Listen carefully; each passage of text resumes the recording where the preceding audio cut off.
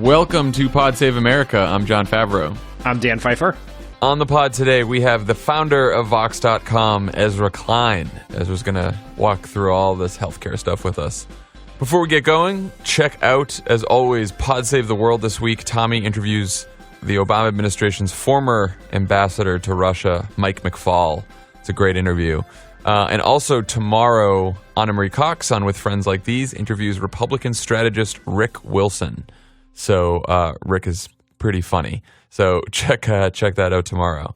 And also, one way to pay for the healthcare instead of the iPhone that Jason Chaffetz wants you to give up is Square Cash. Oh, nice. Square Cash is the newest, simplest way. You cannot. Can you use Square Cash on your iPhone? I think you can. This is the hard part. It's like you want to pay for your healthcare with Square Cash, but you don't have your iPhone anymore. So it's a tricky situation. But either way, it's the newest, simplest way to pay people back. Sending and receiving money is totally free and fast, and most payments can be deposited directly to your bank account in just a few seconds. This is instant gratification here. You get your money deposited right into your bank account. None of that gimmicky stuff. And you can also donate to the International Rescue Committee via Square Cash. This is helping refugees all over the world, so make sure to do that as well. Remember to download the free Square Cash app for iOS or Android. Okay, so we got a lot of healthcare news to talk about today. But let's do all of our non-healthcare news first, if there's anything else in the news that we care to speak about. One thing you mentioned to me, Dan, was there was a little dinner at the White House last night. Yeah, can I run a hypothetical by you? Please. All right, let's say that I went on national television and insulted Emily. And then I went on national television and suggested that your father was responsible for killing JFK. Would you accept my invite to dinner after that? After I called you a sniveling coward and a sociopath? And I called you a narcissist and a pathological liar? Yeah, sure. Yes. Let's break bread. I hear there's great meatloaf at the White House. Let's go have it. Yes, Ted Cruz and Heidi Cruz went to the White House last night to dine with Donald and Melania Trump. No word on whether there was any apologies exchanged there, but there was a cute picture of Ted Cruz's kids at the Resolute desk in the Oval. So looks like all has been forgotten. I'm sure there was an apology. I'm sure Ted Cruz apologized to Donald Trump. Man. I went back and looked. I forgot that, I remember the JFK assassination. I remember him calling Heidi Cruz, President Trump calling Heidi Cruz ugly, but I had forgotten that some super PAC used an inappropriate photo of Melania in an ad. And Donald Trump tweeted, "I just heard Ted Cruz used photo of Melania. Be careful, or I will spill the goods on Heidi Cruz." Yeah, spill the beans. What are those? We don't know. Maybe they talked. I don't know. Maybe they talked about that at dinner last night. Oh man. I mean, in healthcare news, apparently Ted Cruz is there to he was going to speak on behalf of the House conservatives that didn't like the bill. So I don't know if he probably continued poisoning the well there for Paul Ryan's ill-begotten healthcare bill, but who knows? At least they had a good time. Ted Cruz, the big conscience. Remember his speech at the Republican conventions when he told everyone to vote their conscience? Yes. No one debases themselves like Ted Cruz. It's basically the story of his life. I don't know. There's a lot of people who debase themselves. Marco Rubio. That's true. Sean Spicer every day. Sean Spicer, Paul Ryan, Jason Chaffetz. Yes. There's a lot of Republican politicians debasing themselves these days. That's actually the root of our problems as a country. It's why we have Trump. It's why there's this awful healthcare bill moving through the Congress. It's Republican politicians debasing themselves and not even standing on their own principles. I would like to coin the term the dignity deficit. Oh no, that's like in a bad PowerPoint presentation at like a David Brock retreat. No, that's gonna be my TED Talk. Awesome. Speaking of conspiracies, since we got into the Ted Cruz's dad assassinated JFK conspiracy, it's been I don't know how many days since Donald Trump tweeted out that our old boss wiretapped Trump Tower, and still no evidence. No, none. Absolutely nothing. Man. So I don't know if you saw, there were a few stories about Obama's reaction to this. In the Wall Street Journal, Carol Lee said that he was livid. But then Jeff Zeleny of CNN said he was more irked, and Peter Alexander of NBC just said he rolled his eyes. I would say that Jeff and Peter probably have better sourcing there. Yeah, and I have not. I mean, maybe you have, but I have not talked to the former president since this happened. But I'm gonna knowing him. Livid is not how he would react to something like this. He doesn't really livid is how he gets when the healthcare website breaks. I would go with eye roll or irked. Probably would be. He's a pretty cool guy. I mean, although it is fair to say that the president-elect uses Twitter. The president uses Twitter account to accuse Barack Obama of a felony. But I mean, his life seems pretty good these days. Yeah, I think Barack Obama is going to save getting livid for if Obamacare is fully repealed and millions of people lose their health insurance, or Donald Trump continues to deport more undocumented immigrants, or like things that are actually going to hurt people's lives. I think that Donald Trump being Donald Trump and lying about him is something he's dealt with for the last 8 years, since that's where the whole birther conspiracy came from. Yeah, this is old hat. Okay, healthcare. Last night, or rather this morning, at 4:30 a.m., the American Health Care Act, a.k.a. Trumpcare, was voted out of committee in the House with no changes and no analysis of how much it costs or how many people it would cover. 17 hours of debate, and that was that. Yes. What do you think of it? Are we calling it Trumpcare? What do I think of that? Care? I called it. I thought it was not healthcare, but it was wealth care. How's that, Dan? Oh, that I decided is to some throw that on Twitter the other day. Stuff. I was like, I told Lovett, I was like, I realize this is something you'd see on a step and repeat at a House press conference, but nonetheless, we can get to the substance of the bill a lot more with Ezra, because he knows these things and we do not. But I will say this is basically this legislation is one giant tax cut for rich people disguised as healthcare reform, and it is a very poor disguise. Yes. I would say one note. I would say that if we were working in the White House and someone had emailed you to suggest that we call it wealth care, you would have thrown your computer at a wall. You would have emailed it to all of us to make fun of that person, and then thrown your computer at a wall. Yeah, like that would have been your reaction to wealth care for sure. So you've changed. Like I said, I did it in half jest, but we're in tough times, Right. In Trump's defense, voters all across Michigan, Wisconsin, Pennsylvania flocked to the polls because they believed two things. Millionaires needed bigger tax cuts, and insurance companies could not deduct the massive salaries of their CEOs. And so he's really responding to his base with this bill. Do you think, before we get into this, I tweeted this yesterday, do you think Trump could spend 3 minutes, maybe I'll even give him 2 minutes, explaining what was in this bill? I heard him at the pool spray yesterday when he was in some meeting, and the cameras were on, and he was just like, this is going to be a great plan. You know what the plan is? It's the plan. It means everyone gets a choice. Everyone gets to see a doctor. It's great. That's it. Like, if a real journalist, meaning someone who's not on Fox or part of Breitbart or like LifeZet, if any real journalist sat with Donald Trump and sat with him for 2 minutes to ask him questions about what was in this bill, I guarantee you he could not tell you what was in it. No, he would be 100% wrong. I'm also very glad you brought up that Trump quote, because the last thing Hallie said to me before she left for work, was tell John to read the Trump quote, and then I forgot to text you. So there you go. Really saved me there. I'm channeling Hallie. Yeah. No, it was absurd. Hallie. It was ridiculous. He didn't know. It didn't say anything. He doesn't know what's in this fucking bill. No, he knows nothing about healthcare. Nothing. But that's because He doesn't even have a real doctor. That's because his news sources are down to Fox and Friends. Like we used to be getting information from Morning Joe, which and then he used to be getting information from CNN. But he hates CNN and he hates Morning Joe. So his only source of news in the morning is Fox and Friends, and like those people don't know what the fuck they're doing. So he doesn't. He's certainly not reading his briefing papers. Basically what this bill does, and again, we're going to get into all the details later, it's Obamacare, but a lot less of it.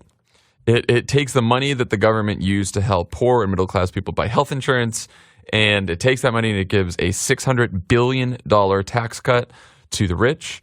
As you said, Dan, that includes a $500,000 tax cut for health insurance executives, because they certainly need the money. And then it keeps most everything else in place, including all of the problems with the Affordable Care Act. And there are problems with the Affordable Care Act. It's not perfect legislation, but this reform bill or this replacement bill does not solve any of the problems that had the bill. So like after complaining that copays and deductibles were too high in Obamacare, copays and deductibles will be significantly higher under this bill. The cost for the average Obamacare enrollee go up by $1,500 a year. In 2020, they go up by $2,500 a year. And the S&P has said up to 10 million would lose their health insurance. We are still waiting for a score from the Congressional Budget Office. For those of you who don't know, the Congressional Budget Office is a bunch of number-crunching nerds who are not Democrats or Republicans, but just number people. And every bill that comes out of Congress, they try to tell you how much it costs, what it will do, and they do it in a nonpartisan way. And the Republicans decided they do not want the CBO looking at this bill before they vote on it. I wonder why. Which is the opposite position. This is going to shock you, but Paul Ryan had the opposite position when we were trying to pass health care in 2009. Yeah, he thought it was very important that the CBO write the bill. And then he didn't like what the CBO said because it said that healthcare was paid for and reduce the deficit, and that went counter to his beliefs that the only way to reduce the deficit is by taking money away from poor people. I was like, this is the way, I think, to best describe passing a major piece of legislation without the CBO. It was the equivalent of agreeing to buy a house without knowing what it costs or how many rooms were in it.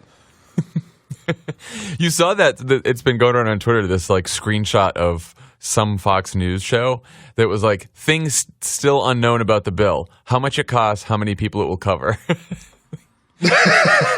The things we know. Yeah, okay. It has a name, yes. It has a name, and it's going to help rich people. Yeah, I think it is worth, like, one of the things that there has been a wee bit of criticism over the fact that they are trying to jam through this bill in 3 days and without a CBO score.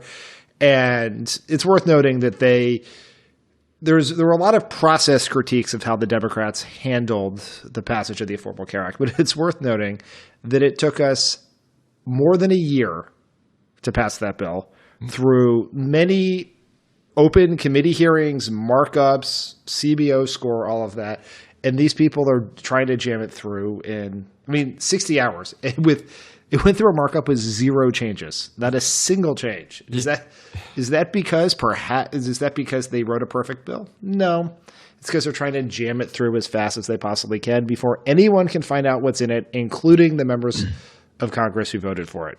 The number of times Republicans have used the term jamming it through to describe Obamacare, which, like you said, took one miserable year of our lives. I remember like writing the first speech. It's like a 6,000 word fucking speech on Obamacare in like March of 2009. I think that was the speech. He talked all about bending the cost curve and all these reforms that Atul Gawande really likes and no one really understood in anywhere else, but were really smart reforms. Good. Atul Gawande name check. Hey man, I'm deep in I'm deep in the Ezra healthcare Klein. Policy wonk community. I had to bone up on it because we have Ezra on today. Yeah. I remember when you told us that quote unquote bending the cost curve was going to be the new deal. It's part of the new foundation, Dan. So we That's right. Yeah, so that started in March. Then we had a full summer of Tea Party town halls where Tea Party members protested.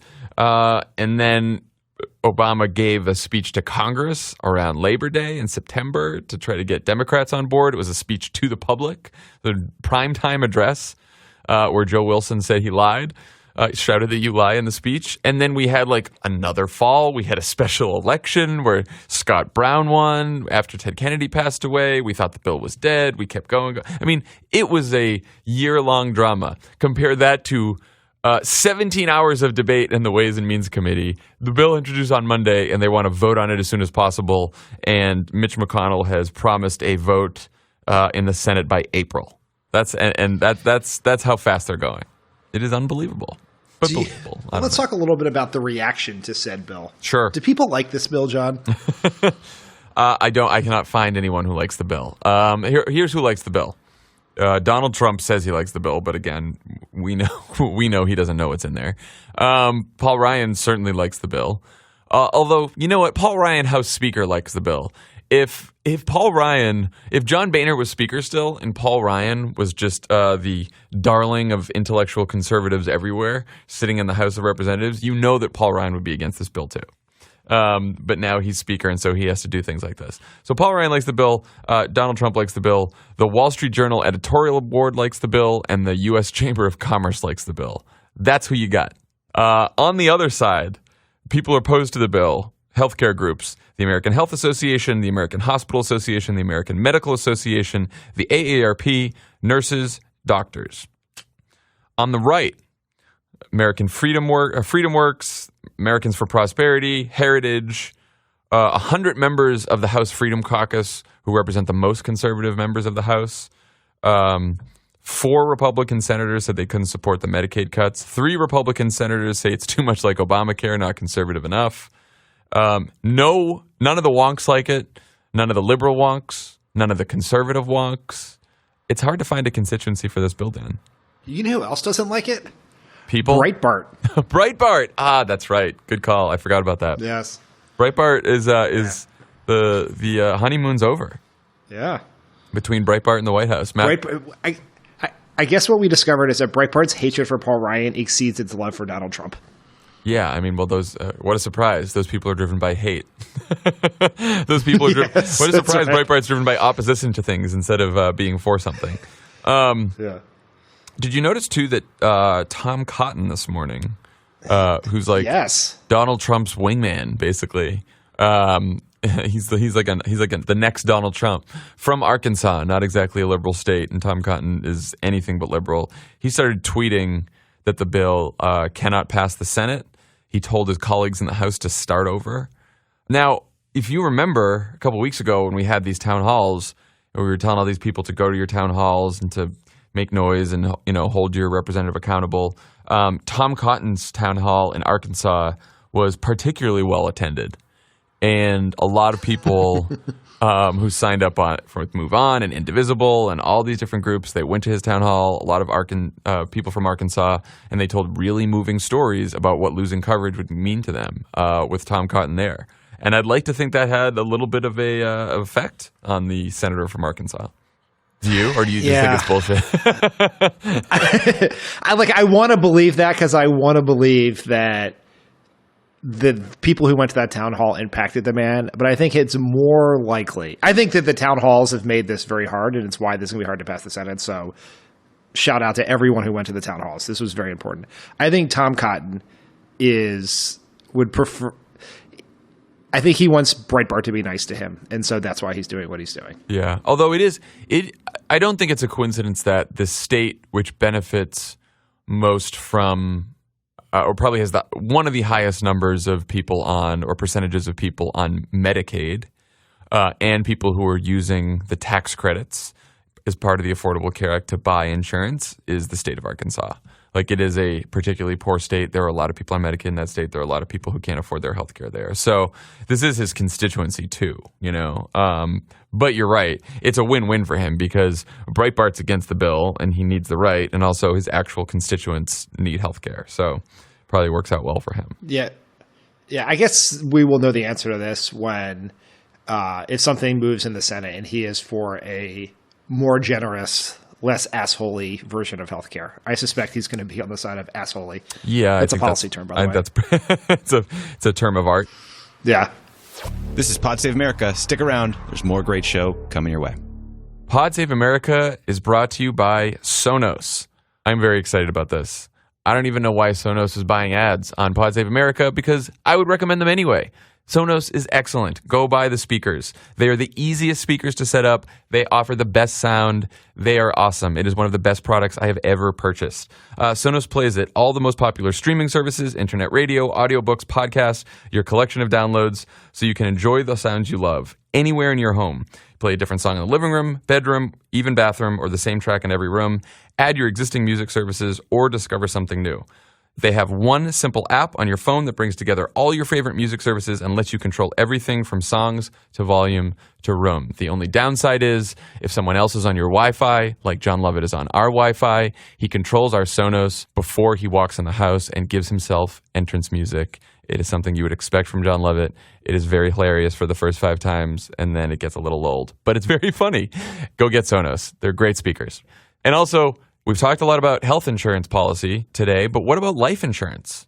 Do you have it? If you don't, why not? Is it too expensive or a hassle? If you don't have life insurance, what would happen financially if something happened to the primary earner?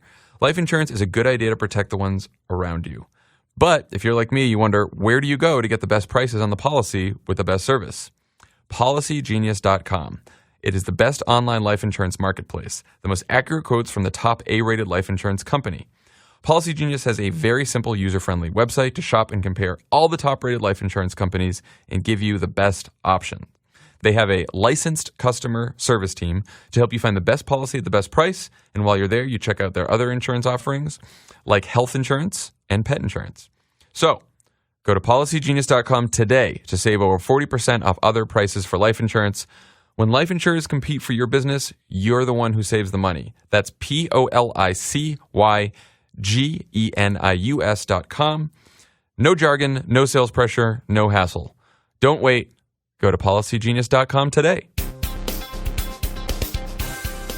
So did you see Jonathan Chait tweeted this morning, because it's not like I watch Tucker Carlson's show on Fox News, but last night Tucker Carlson had Paul Ryan on, and I think Paul Ryan was like all prepped to talk about, he thought he was going to have to defend this bill from the right, but at one point Carlson asks him, like, why did you include this huge tax cut for the rich in this bill? Like, why did you need to do that?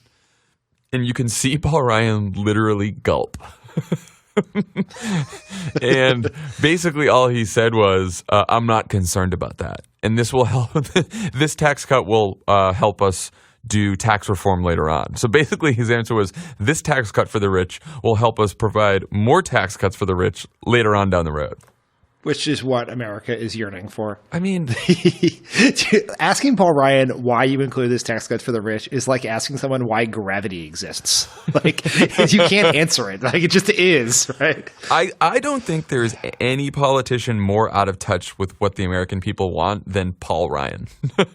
There is no Republican. There's no, like, Donald Trump is more in touch. Democrats are more in touch. Like, Paul Ryan believes there is a constituency for tax cuts for rich people that just does not exist except among really rich people. I don't understand it. That's who he hangs out with. I mean, he prays to the ghost of Ayn Rand and Jack Kemp. Like, that is his deal. And so I would give him credit for nothing. Actually, take that back. I'm not giving him credit for anything. Fuck him. So here's my question. Why they've had 7 years. 7 years ago this month, Obamacare passed. The Affordable Care Act was signed into law. Why did this go so poorly? They've had 7 years to come up with a replacement plan. The reason this went so poorly is the same reason it took them 7 years to come up with a replacement plan is, and I think we'll probably talk to Ezra about this, but there is no, I mean, Obamacare, the model of Obamacare was Romney Care in Massachusetts, which was the conservative alternative or the Republican alternative to Hillary Care, the single-payer Clinton administration plan in the 90s. And so there is no place to the right of the Affordable Care Act that still gives people coverage. And so there's no answer to this, right? There is no like, the easier thing for them to do is to abide by our really sweet merch T-shirts and say repeal and go fuck yourself, right? Repeal it, go back to where we were. But trying to come up with the replace part is the problem because they understand the politics of taking healthcare away from people is bad, so there has to be something that gives people healthcare. But you can't do it in any way that works that is not the Affordable Care Act and would also mollify the Republican base who doesn't want people to have healthcare. So it's a moot point. Like you can hear it in Tom Price, the Secretary of HHS, who was at the White House briefing room the other day, basically stalling as long as possible so Sean Spicer wouldn't have to answer uncomfortable questions about Donald Trump's wiretapping tweets. But the question – I take that back. This was not actually Price. It was Mick Mulvaney, the former Freedom Caucus member, now head of OMB, who was asked the question, how many people is it going to cover? And he's like, insurance is the wrong question. It's not about how many people you cover. It's about how many people get to go to a doctor. Well, that's what? Stupid. How do you what that? I saw that. What the fuck are you talking about? How do you think people go to the doctor? Insurance lets you go to the doctor. What? You're the head of the Office of Management and Budget? Come on.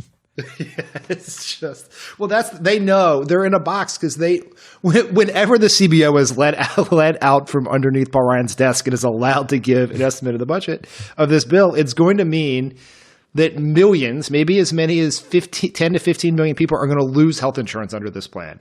And so they are trying to shift the argument away from who has health insurance. But that's how our system works. That's how you get health care. That's how it's paid for is insurance. So they're kind of fucked. Like that's where it is. If Republicans were honest, when I say Republicans, I mean most Republican politicians. There are conservative policy wonks who do believe that government should play a role in health care. But a lot of these Republican politicians, particularly those in the Freedom Caucus and those at the far right of the party, their belief is that the federal government should play no role in guaranteeing that people have basic health care. That's just what they believe. They believe the market does it better and the government shouldn't do it. They cannot tell that truth because they know that it is an incredibly unpopular truth. And when Trump ran for president, Trump did not run for president at a campaign where he said, I want to get the government out of healthcare and I don't think everyone should have guaranteed access to healthcare. Trump's campaign was, I want to repeal Obamacare and replace it with something better. I want everybody to have health insurance. He promised he wouldn't touch Medicare or Medicaid. He promised he would not touch Medicare or Medicaid. This bill seriously guts Medicaid. So he's already broken a key campaign promise. But when you look at polls of how people think about Obamacare, there are a significant number of people who are against Obamacare, who are opposed to Obamacare. But when you ask them, people aren't opposed to Obamacare because it gives them too much health care. People are opposed because they either can't always see the doctor they want to see, or their premiums are still too high, or their deductibles are still too high. And, for a long time, Republicans have been saying, oh, well, we'll fix that. When we get rid of Obamacare, we'll fix that. And what they did, but the only way to fix that is to pump more money into the system, or to have a public option, or to increase Medicaid. All of the solutions to fix the problems of Obamacare would cost more money, or they would require more regulation, and Republicans are against those things. So they have been bullshitting people for 7 years about what the problems of Obamacare really are, and now that they're in power, they have to do something about it, and they can't. Yeah, their problem with Obamacare is the Obama part of care. They made a political decision, and it was not an unwise political decision in the short term, to try to hang changes in the healthcare system around Barack Obama, so that even the things that had nothing to do with the Affordable Care Act or Barack Obama, like if you have employer-sponsored healthcare and your premiums go up, they were going up before the Affordable Care Act. They were going up after the Affordable Care Act. It's not necessarily related to the Affordable Care Act. They wanted to hang everything in the healthcare system around Barack Obama, and they didn't come up with even though they promised every 6 weeks to come up with a quote-unquote replace bill, they never did because it was impossible and politically unpalatable, so they didn't do it. And so now they are the dog that caught the car. If you remember, after we won in 2012, John Boehner said that this means the efforts to repeal Obamacare are over. I'm right. screwing up his quote. But he basically said, the Affordable Care Act's here to stay. Mm-hmm. And no one listened to him, and they got themselves all twisted up, and they wanted to run on it one more time in 2016. Not really Trump, but the rest of the Republicans. And now I think their thought was, well, Trump will lose and Hillary Clinton will be there, and we can say maybe we'll vote to repeal, but we won't ever have to do anything. But now they have to do something, and they're not very good at it. Also, they don't know how to legislate. No. They're Paul Ryan, Kevin McCarthy, and the rest of these doofuses are terrible at their jobs. Well, look, there's a pretty good. Donald Trump winning the presidency did not change the problems that House Republicans have had in passing bills that they've had since the John Boehner days, right? Like the calculus, the problems they've had with, we saw this with the debt ceiling, we saw this with all the budgets, we saw this with everything else. Like they can't pass anything through that House, or at least they can't pass anything through that House that Republicans and Democrats can pass through the Senate. Like that's been a problem for the last 8 years. Yeah, and they've basically killed off the moderates in the Republican House, and there are still people in the Senate like Lisa Murkowski and Susan Collins, and who make this very challenging. And so they still need 50, even if they get this through the House, which we should talk about whether we think they're going to do that or not. But they still need 50 senators because they're using budget reconciliation, something they called deeply inappropriate and irresponsible when we use it to pass the Affordable Care Act. But, what can you do? Hypocrisy is dead. Yes, as is irony. Well, so let's talk about the politics of them passing this. Because, I think some people are saying, it's dead on arrival. It's not gonna go anywhere. I don't think Paul Ryan keeps pushing this and keeps talking about it if it's dead on arrival, right? So, yes, a lot of House Republicans, particularly conservative House Republicans, have said we're against this bill. The White House and Ryan have said, okay, well, it's an opening position. We're open for negotiation. So what do we think could happen to get this thing through? And we should put some numbers up for people here. The two numbers you should keep in mind are 3 and 22. 22 Republican defections in the House kill this bill.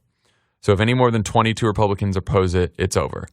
And in the Senate, as you mentioned, all they need is 3 Republican defections kill this bill.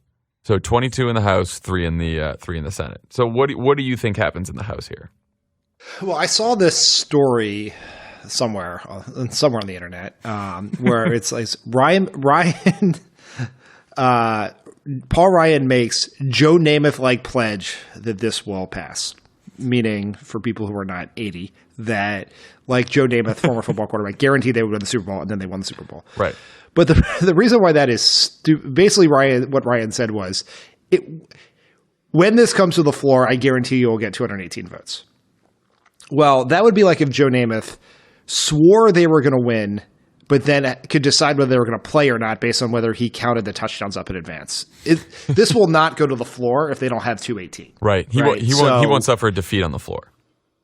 Yeah. So they'll know in advance. And so I think I would be surprised and maybe even a little heartened if they cannot get something through the House. Right. Right. But you don't think they get the bill in this exact form through the House? Or do you? I mean, we're not in the prediction business, right. So you're trying to trick me here. I would be surprised. Guess we should lay out various scenarios of what could happen. Yes. So one scenario is this bill being marked up passes with the exact right number, like basically 218. They get it through, send it to the Senate.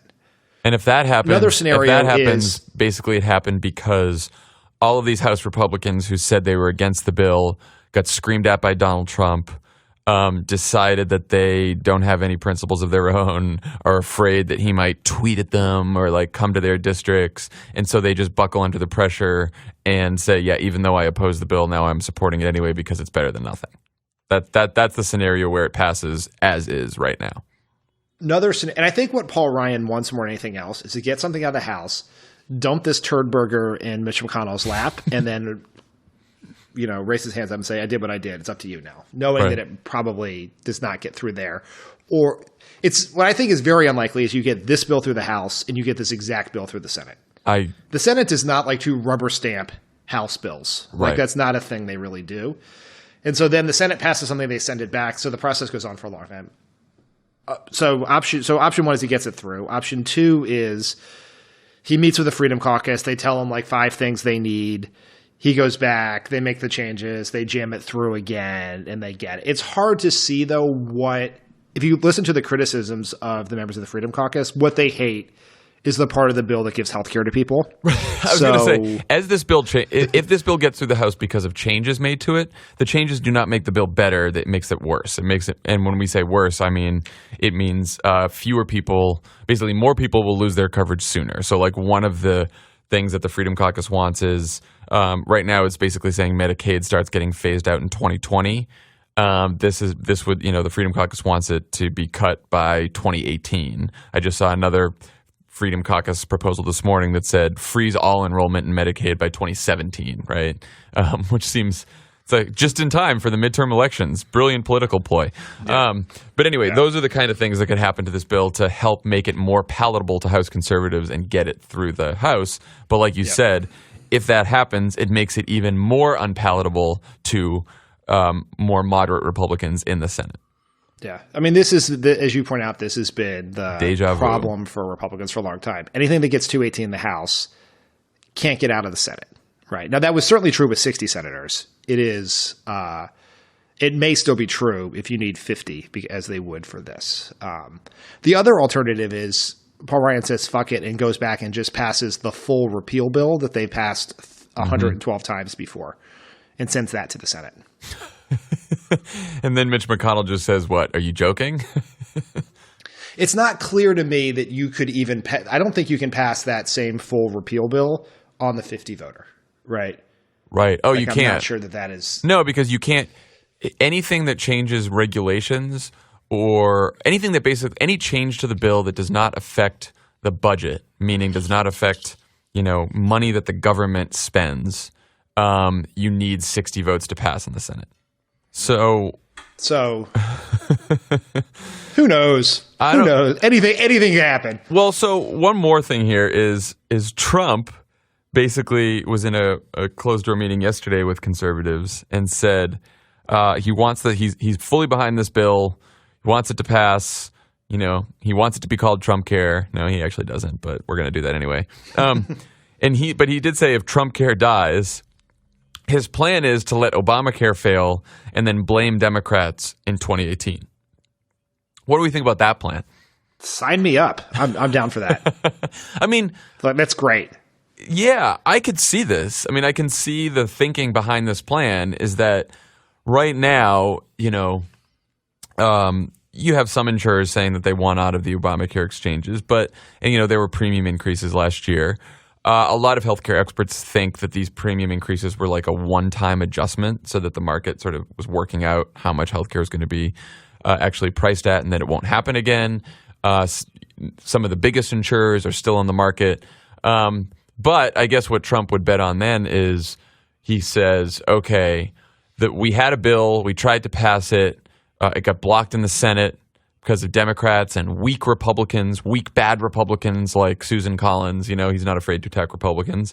And in 2018, he goes out there and says, vote more, vote Republican, give me more Republicans in the House and Senate so we can finally repeal this disaster of Obamacare and replace it with something incredible. Because right now that your premiums are up and you can't afford it and it's in a death spiral. So vote Republican and we'll finally replace it with something fantastic. What do you think? What do you think of that argument?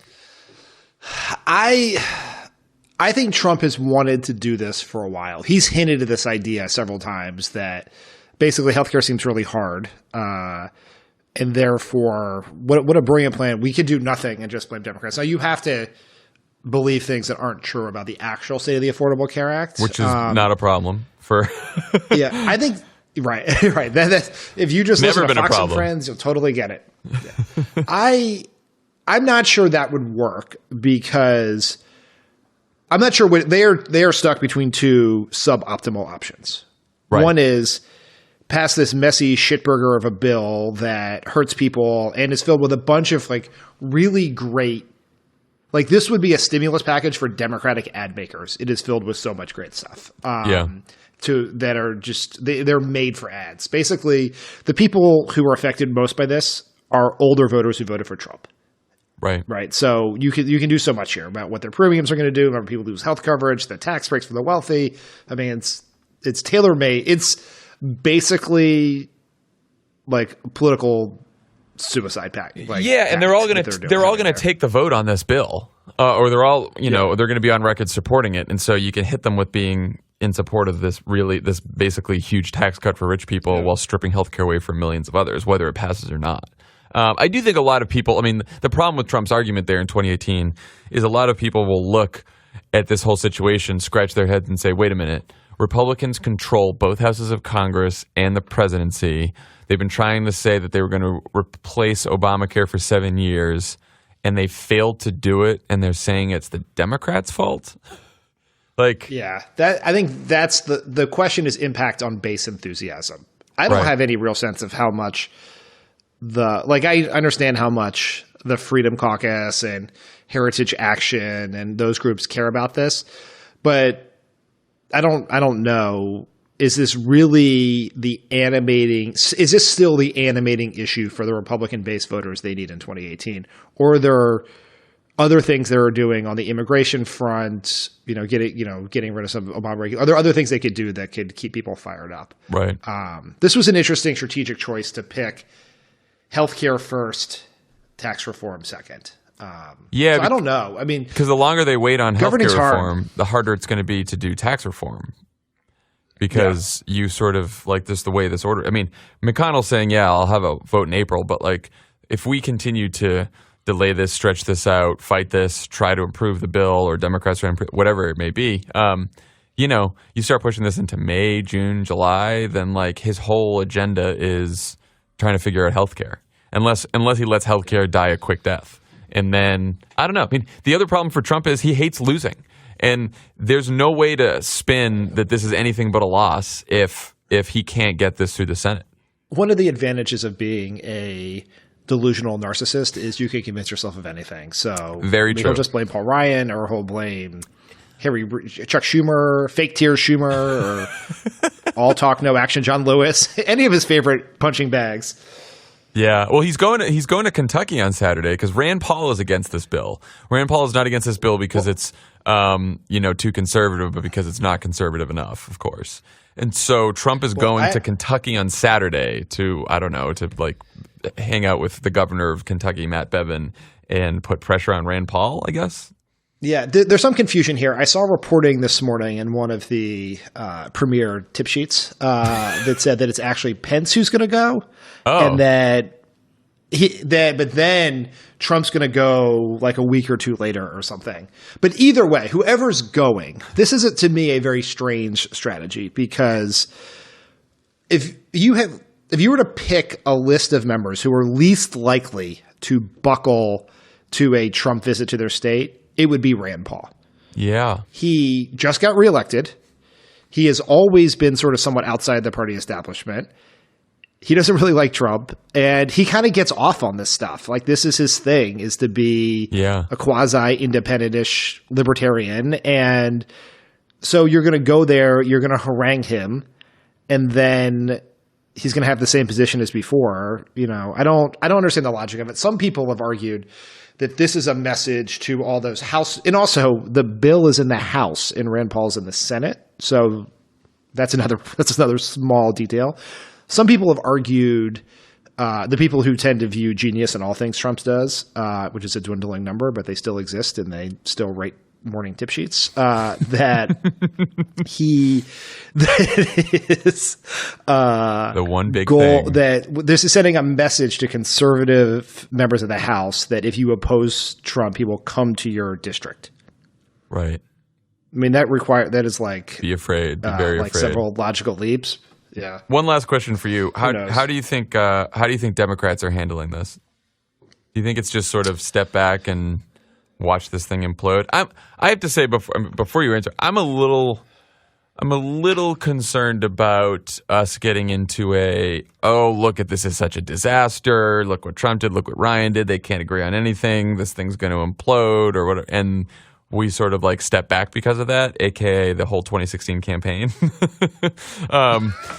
So I do want people out there, like, I think I think by the April recess, which is coming in a couple of weeks, this thing will not have been voted on in the Senate for sure. So I think we have to like rev up the town hall machine again. People have to be calling their congressmen and congresspeople. People have to make a lot of noise about this. Like, I don't think we can give an inch on this because, like I said, betting on any outcome that requires Republicans to stand on principle is a loser. So you got to actually make it happen.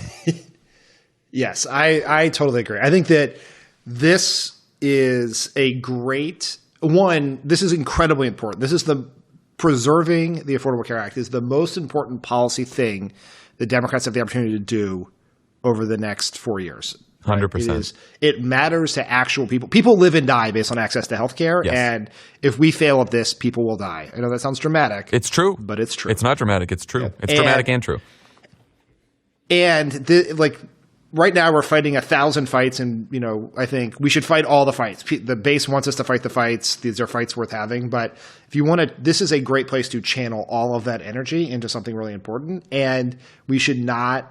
You're exactly right. Let's not adopt the 2016 campaign strategy of let the Republicans defeat themselves. Like, we have to be aggressively push our message here. We have to push the narrative on what this is. We have to hone the messages we'll be using on the campaign trail about this. Yeah. Put as much pressure on people as possible, both in the House and in the Senate. I'd like to see some Democrats go stop. to some districts and give some big rally speeches with crowds and talk about why they're against this and what their vision of healthcare is. Like, I don't stay in Washington and like issue statements. Yeah. Get out there.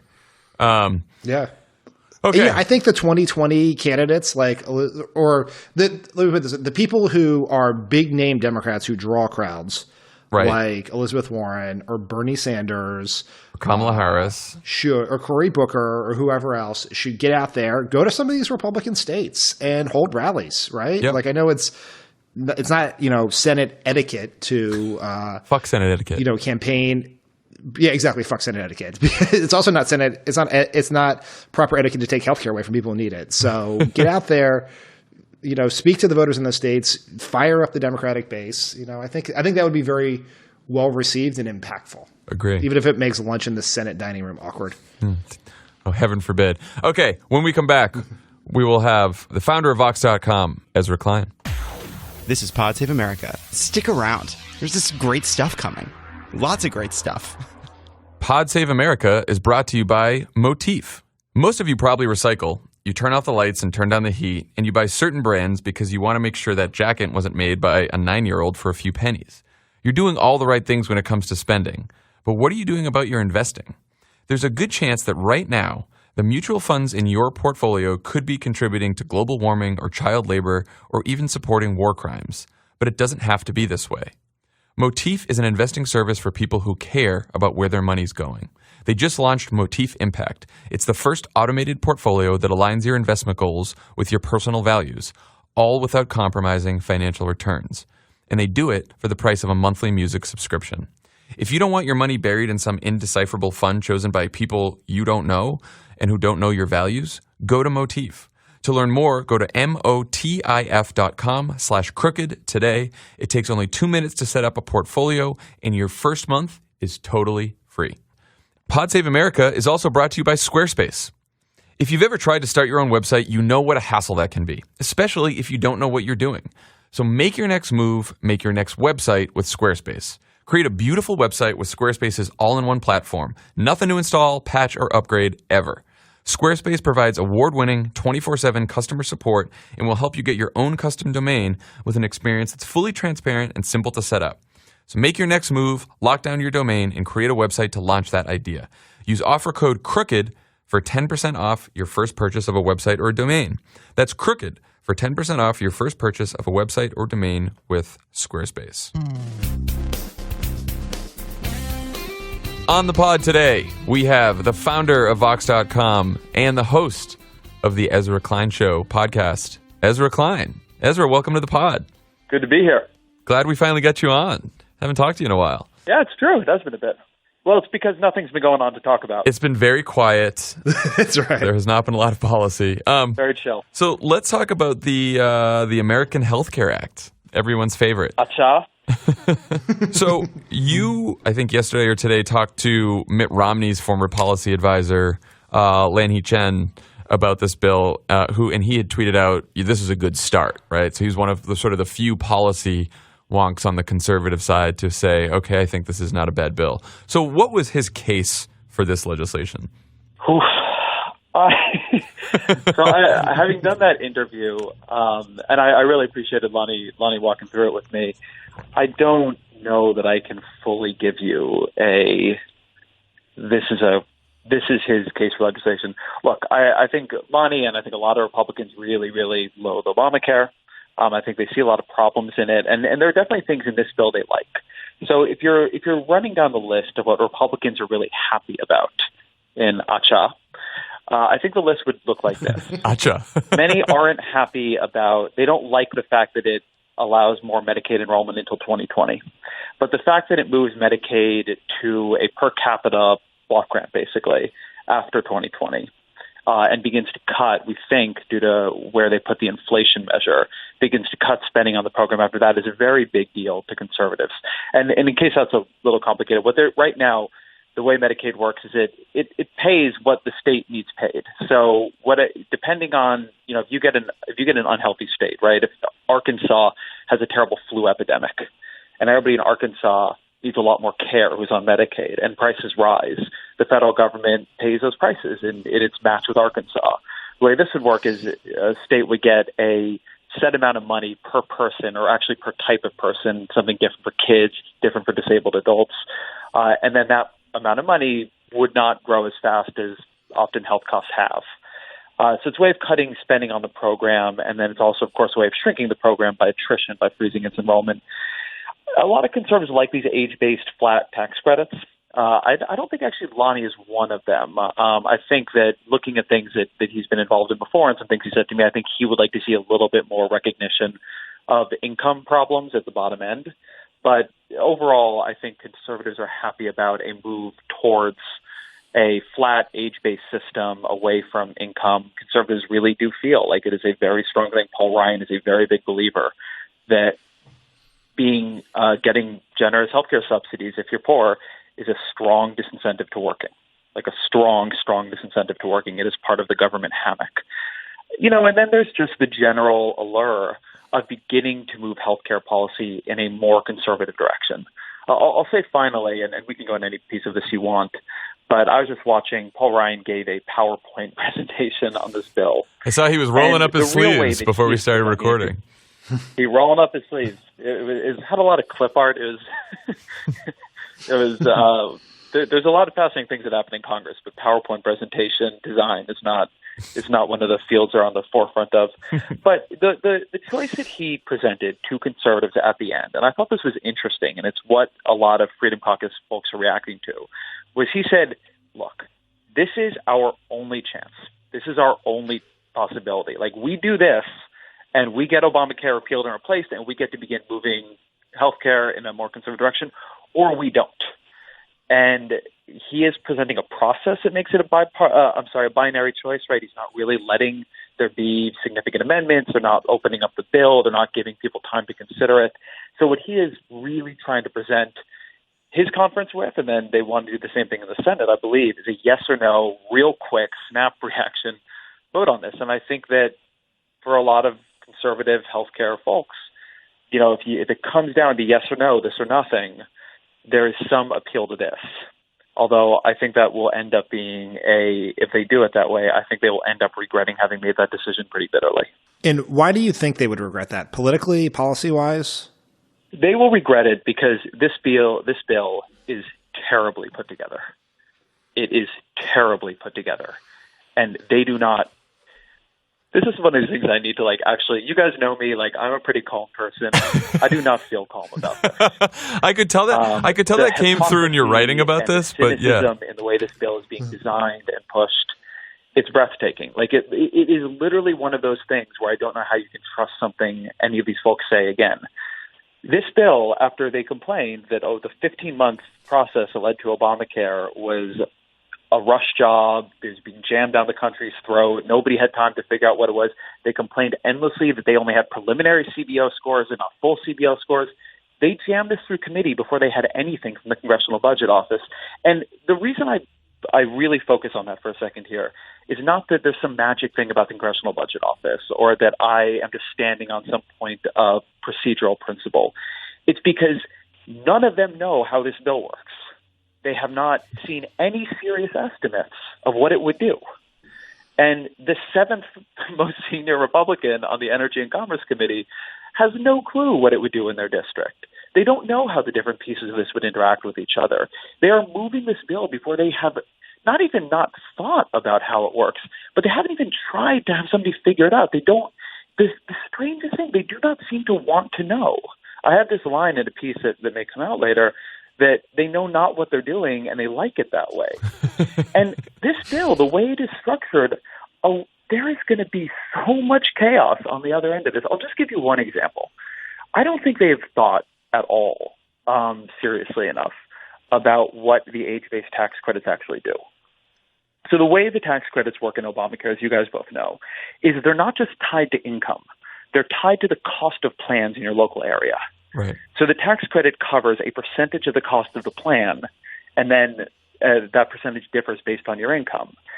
The reason that's important is these plans are really, really differently priced depending on whether you live in Los Angeles, which is an urban area with a lot of plan competition, or rural Alaska, where there's a lot of difficulty in designing healthcare and delivering healthcare over such a large expanse of land. There's very little competition. So you're all of a sudden going to be giving people credits that are, one, non-responsive to their income. So if they are poor, it just is not in many places going to be enough to buy health insurance, and two, non-responsive to the cost of plans in their local area. And it doesn't matter how fast you pass this thing. And it doesn't matter how many times you say you repealed and replaced Obamacare. At some point, those cancellation notices go out. And as your administration found out, you can't hide from that. Well, so my question is timing on this, right? Because in my mind, one of the answers to why they're doing this and don't really give a shit is they're thinking, well, if you look at the Medicaid, stopping the Medicaid expansion in 2020, right? Like they want to, as usual, push the problems that are going to happen off into the distance. But if they pass this bill in May, right? What are some of the immediate effects that people would actually notice from the repeal of Obamacare or the replacement? It will depend on the part of Obamacare. Mm-hmm. So there's transition plans all throughout the bill. And I should say, this is something the Democrats did too. Obamacare was passed in 2010, didn't really go into effect until 2014. Right. Some of the taxes were pushed off until 2018. So this isn't fully a Republican innovation here. But I think if I remember the timing of the bill right, the subsidy changeover happens in 2018, which also to me is a little bit breathtaking because they're going to be in an election year. Right. And all of these people are going to get subsidies that are going to say, actually, you can't afford health insurance anymore, or the health insurance you can afford has a way higher deductible, way higher copays, covers way less, may not have your doctor in it. There's going to be a lot of angry people, and it's a much bigger thing with much less generosity than when your guys' cancellation of plans went out. So that'll happen in 2018. 2020, you can't sign up for Medicaid anymore. So one thing people expect will happen is a rush of states. You could actually, as a state, sign up for Medicaid next year, sign up for the expansion, enroll people until 2020 and have those people covered going forward. So there'll be, people expect, a race to get as many people on the program until then. Then when you have all these people on the program, they continue to get covered. It's just if they cycle off of it at all, they get a job so their income goes up, they can't ever come back on it. But now 2020 is an election year. And so now Democrats are going to be running on a platform of both fixing, I think, a lot of this chaos and expanding the Medicaid and recreating the Medicaid expansion, which now more states are going to be bought into in a sort of vague way or in a sort of unusual way. So the times at which this is going to affect them will be different in different places. The other question that we just don't know is the insurance industry is an independent actor here. Right. So far, we have seen very little positive comment on this bill. In fact, we've seen almost unified opposition from every major player in the healthcare industry. But insurers are going to look at this and they're going to say, okay, do we want to be in these markets? These markets have already not been particularly profitable for us, the Obamacare exchanges, and particularly in places like Arizona or Alaska, where it's not been a great deal. It's about to get worse. So do we want to stay into it? And it may be that a lot of them just leave. A lot of these markets collapse.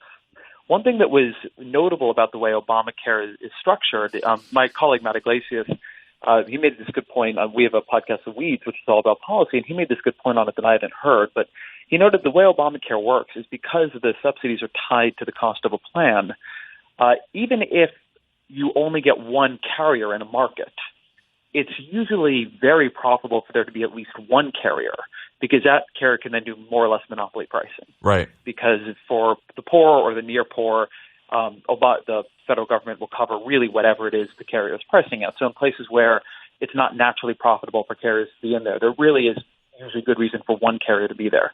That ends under this plan. So all of a sudden, it's not necessarily profitable for a carrier to be there because folks are getting a low flat tax credit that is completely non-responsive to the local expenses. And so to sit there and lose money in the Alaska exchange or the Arizona exchange, you're going to see a lot of death spirals pretty quickly. So this legislation could lead to more insurance companies pulling out of markets, which is one of the problems. I think it would almost certainly. Now, look, we'll have to see what kinds of deals and cajoling the Trump administration would try to put into play to keep them in there. Mm-hmm. I believe there's $100 billion stabilization fund in here to try to pay off insurance companies and to do high-risk pools and to try to create a transition here that can work. But pretty much everybody I've talked to who's looked at this, and this includes a number of conservative healthcare wonks, have said, this is a recipe for, if not full-on death spirals, many of them think that you will have full-on death spirals where the markets become completely non-usable. At the very least, really, really significant pricing problems and very little competition. I know we don't know exactly the answer to these questions. We don't have CBO yet, but do you have any sense of how this is paid for and what that means for the deficit? So it isn't paid for. That's the first thing to know about it. So this bill, among other things, good. That's the answer I was looking for. $1 billion tax cut. But you guys remember, this is one of these things. I don't like being in this position. I want to be coming here and telling you that Republicans are playing this on the level that, their ideas are different, but there's merit to them. I would like to come off as a fair guy. I enjoy that. I enjoy when people say, oh, that Ezra Klein. He's a nice fellow. Gets both sides. I was there when Paul Ryan stood up at the Blair House, watching on television, not living in the Blair House, and explained all the ways in which Obamacare is fiscally irresponsible, despite the fact that it cut the deficit in the first 10 years, which has proved true, and then cut it by more in the out years. This plan begins with a $600 billion tax cut. There's no new revenue source anywhere in the plan. So what we expect to happen is in the first 10 years, it will probably increase the deficit, with the only possible exception to that being if CBO expects such massive losses in coverage that it just cuts the expense of the plan that much, right? So unless the plan is really going to throw 15 or 20 million people off of health insurance, you're going to see a deficit increase in the first 10 years. Again, I have not seen a CBO score, so possibly there's something here going on that neither I nor anybody else has found, but that's what I'm hearing. The thing that they're going to try to do is say the first 10 years aren't really what matters. What matters is the long term, the second 10 years, the third 10 years. And what they're doing there is they're building into the Medicaid changes massive cuts. And the cuts take two forms. The first is they freeze enrollment onto Medicaid starting in 2020. So on a 10-year time frame, a 15-year time frame, basically the Medicaid expansion disappears completely. So all of the expense around the Medicaid expansion is gone. The second is that they're tying Medicaid down to this per capita spending plan, and then they're tying the growth of those checks to I think it's CPIM, which is the inflation index that tracks medical goods, which is not the same as how much healthcare actually costs, but you can get very complicated there. But we expect that will be a cut too. So really, the way it's going to save money in the long term is it's going to have these big Medicaid cuts, and so it's going to be in the end a very large tax cut for rich people, paid for by cutting healthcare for the poorest people. And I'll say, you don't have to listen to me on this. There's a guy named Avik Roy, who's been one of Obamacare's most consistent and committed critics. He advised Mitt Romney on healthcare. He was Marco Rubio's policy guy. He was Rick Perry's policy guy. His conservative credentials are pretty good. And he said, it is usually false when liberals accuse us of being, like Scroogey fat cats who are cutting taxes on the rich and paying for it by hurting the poor. But that's what this does. We really nailed it this time. It's a raw mechanical math problem here. That's what they are doing. So in the interest of being fair, which I know you want to do, what would a plan that actually fixes the Affordable Care Act or improves the Affordable Care Act look like? That maybe, maybe this is two different questions, but one, I was going to say, what does a plan that fixes the Affordable Care Act look like? And two, what does a plan that fixes the Affordable Care Act look like that still hews somewhat to conservative principles? So let me maybe answer the second first. Okay. The really big problem conservatives have on healthcare, and this is something Lonnie Chen said to me, it's something conservative healthcare people complain about to me all the time, is that conservatives do not share goals on healthcare. There are some conservatives who, like Democrats, like most people, believe that the goals of healthcare are to get more people covered and to make it affordable. So you got them. Mitt Romney is maybe a person in this tradition, right? That's what the Massachusetts reforms are about. Then there are the folks who say, coverage isn't that important. What really matters is controlling cost. They want to make a more market-based system. But they don't really care about coverage, and they think coverage is a fool's game for them because progressive plans will always cover more people because they're just willing to spend money to do it. That's group two. And then group three does not want a federal role in healthcare at all. They're the folks who think any kind of tax credit is a new entitlement, any kind of regulations are probably unconstitutional.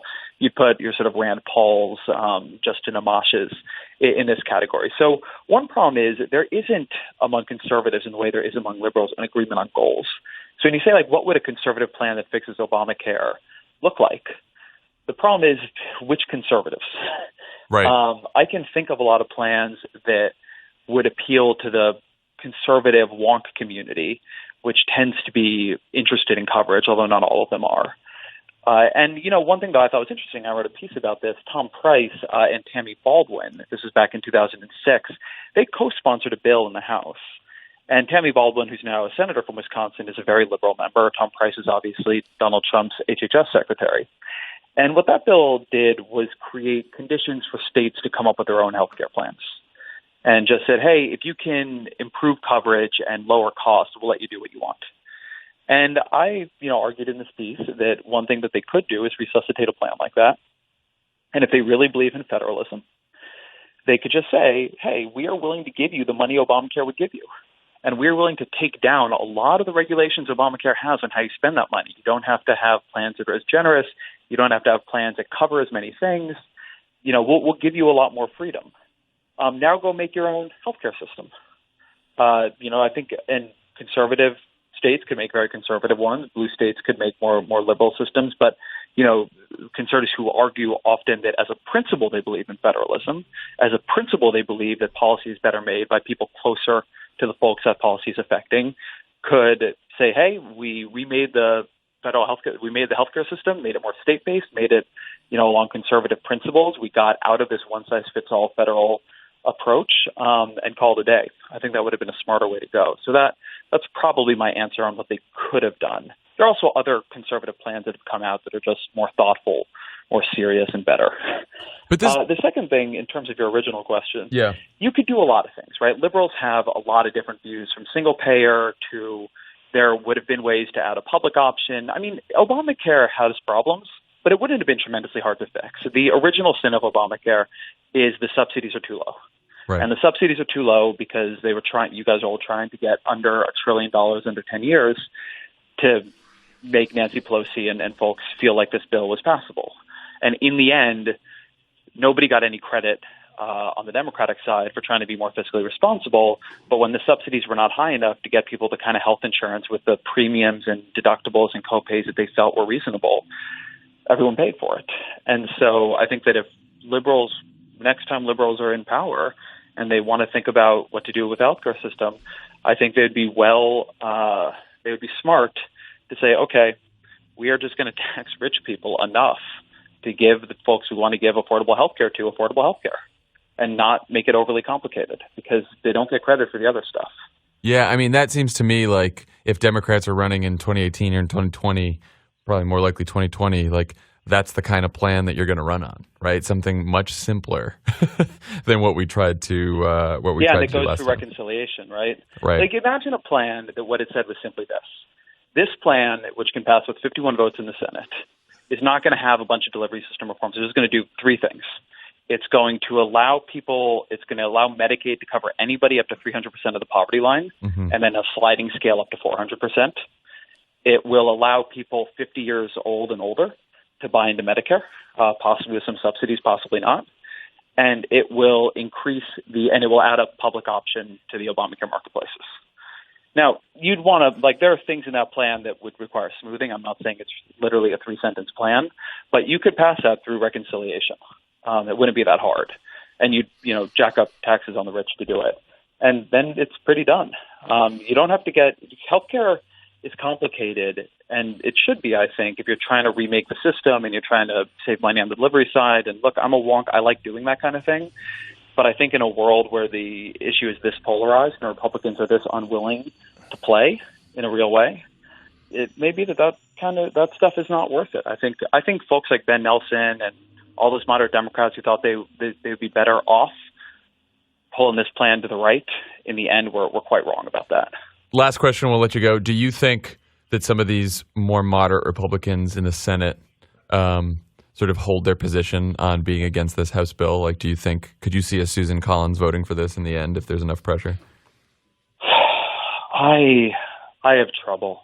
I don't know. We've not seen what happens when Donald Trump executes a full-on legislative pressure campaign. Yeah. But so far, you have basically a pincer movement in the Senate of conservative senators, particularly Tom Cotton, Mike Lee, Rand Paul, and Ted Cruz, who are against this plan or saying they're against this plan. Now, it's always possible there's some amendment that will get them more on board, but they're saying they're against this plan. And then you have a number of more moderate Republican senators, Susan Collins, Lisa Murkowski, Cassidy, you can name a couple others probably, who think the plan is not generous enough or worried about the Medicaid side of it, Dean Heller from Nevada. And one difficulty with this is that anything you do to satisfy one side infuriates the other side. Right. So anything you do to move the plan more towards the Mike Lees and Rand Pauls moves it further away from the Dean Hellers and Susan Collins, and vice versa. I also think that, look, the thing that is true about this plan, as much as Ryan and others are pushing it, as much as I'm a little bit surprised how smoothly they got it out of committee, it has been panned by every major conservative group you can think of pretty much. Club for Growth is against it. Heritage is against it. Americans for Prosperity are against it. The conservative healthcare wonk world is against it. So these folks in the Senate are getting a lot of pressure not to do this. The American Hospital Association is against it. Everybody's got hospitals in their state. So it faces an uphill battle. The question is just how much do Republicans end up buying Paul Ryan's now or never moment? The question is whether or not they get convinced like they do not want to be holding the bag on this if it actually goes into law.